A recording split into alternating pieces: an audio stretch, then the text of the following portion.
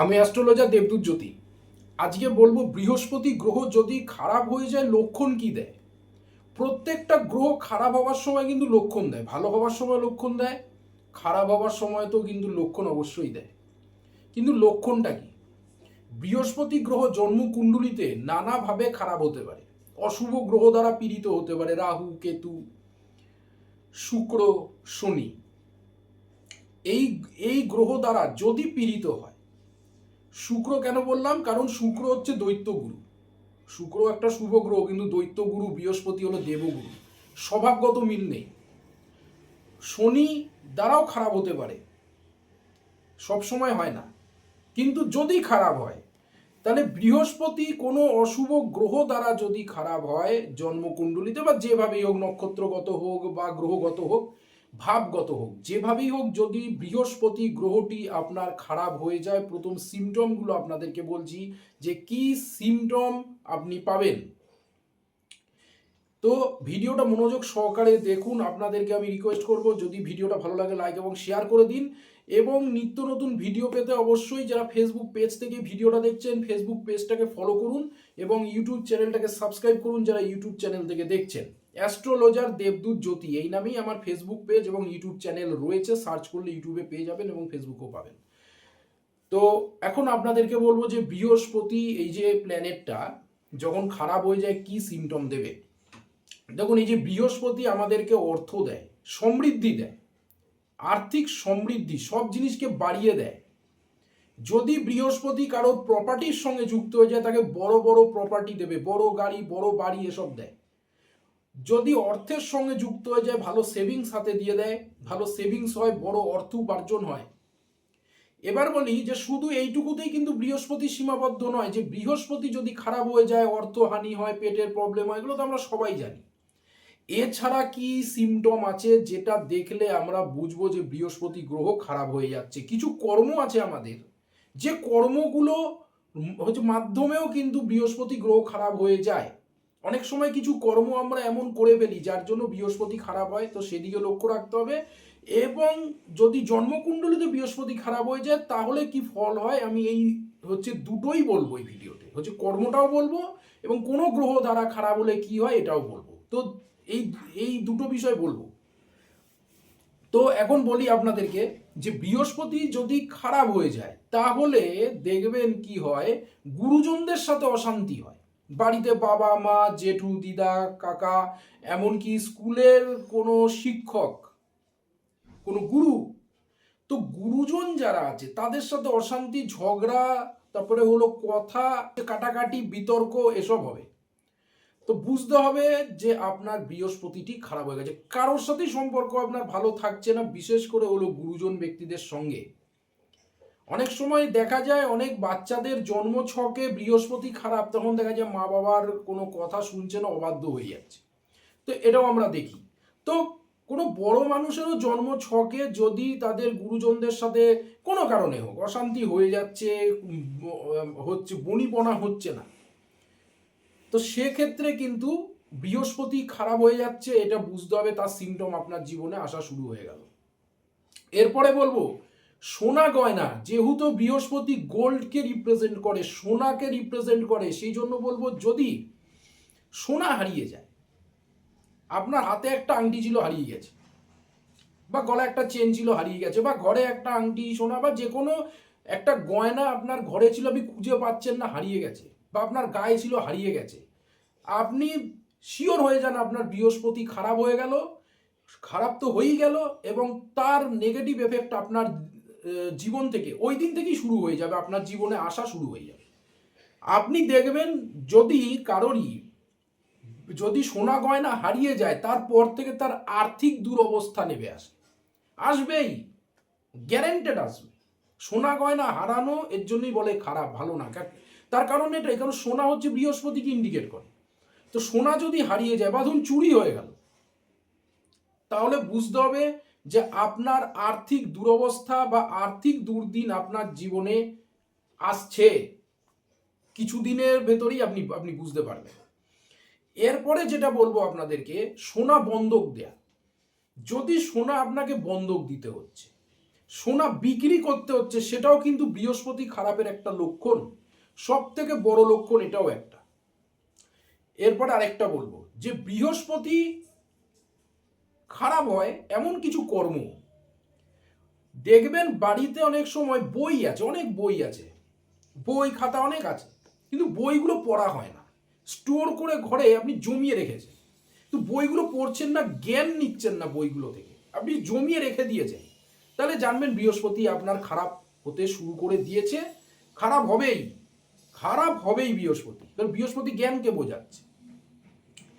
বাড়িতে মন্দির আছে, বাড়িতে ঠাকুরের স্থান রয়েছে, কিন্তু সেখানে মাকড়সার জালি লাগছে, সেগুলোকে আপনি পরিষ্কার করছেন না, ঠাকুরের স্থানটা ময়লা হয়ে রয়েছে, তাহলে জানবেন যে বৃহস্পতি আপনার খারাপ হবেই হবে, আর্থিক দুরবস্থা আপনার নামবেই।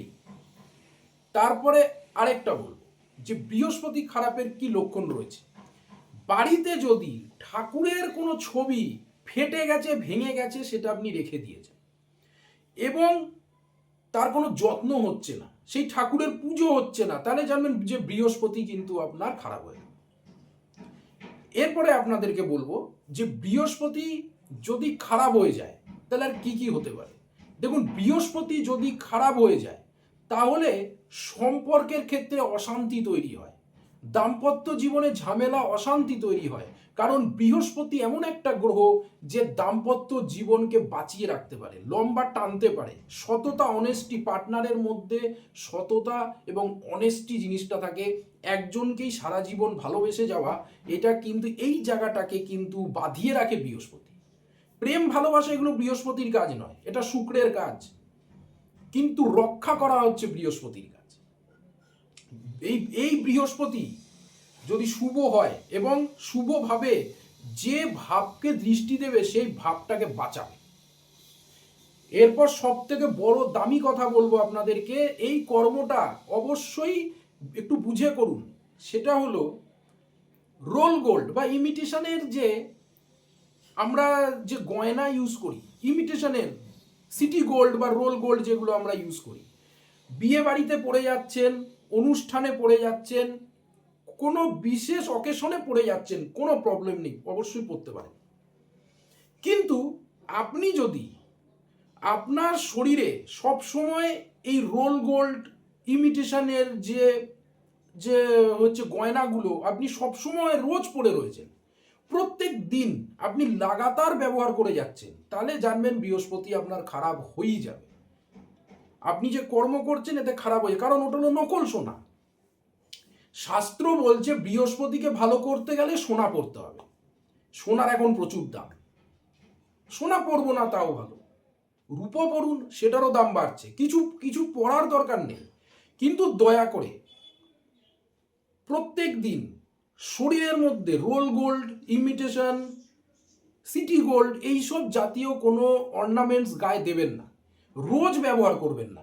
অকেশনালি কোনো পার্টি থাকলো, কোনো কোনো কোথাও ঘুরতে যাচ্ছেন, অনুষ্ঠান থাকলো, সেগুলো তো পড়ুন, কোনো অসুবিধা নেই, কিন্তু হচ্ছে ডেলি রুটিনে এটাকে অ্যাড করবেন না, তাহলে বৃহস্পতি খারাপ হবেই। আর বৃহস্পতি খারাপের প্রথম লক্ষণই হলো অর্থ। আরেকটা কর্ম, যে কর্মটা অনেক সময় হয়তো গ্রহগত কারণে এসে যায়, এগুলো বেশিরভাগ হচ্ছে ম্যাক্সিমামই, এইটা যেটা বলবো এইটা বেশিরভাগই হলো গ্রহগত কারণে এসে যায়, সেটা হলো আর্থিকভাবে অন্য কারোর ওপরে নির্ভর হয়ে পড়া। এইটা কিন্তু হলো বৃহস্পতি খারাপের লক্ষণ, হচ্ছে ফ্রিতে কোনো কিছু আশা করা, যে আমি আমাকে একটু, কেউ যদি আমাকে একটু সে ফ্রিতে দিয়ে দেয় ভালো হয়, এই যে ফ্রির যে চিন্তা, এটা হলো বৃহস্পতি খারাপের লক্ষণ। সেই মানুষের সহজে আর্থিক উন্নতি হতে চায়, কারোর উপরে আপনি দেখছেন, হঠাৎ দেখবেন আপনি সে ডিপেন্ড হয়ে পড়ছে আর্থিক দিক থেকে, তাহলে বুঝবেন এটা আপনার মধ্যে ছিল না কিন্তু এসে গেছে, তাহলে আপনাকে বুঝতে হবে যে বৃহস্পতি কিন্তু খারাপ হওয়া শুরু হয়ে গেছে।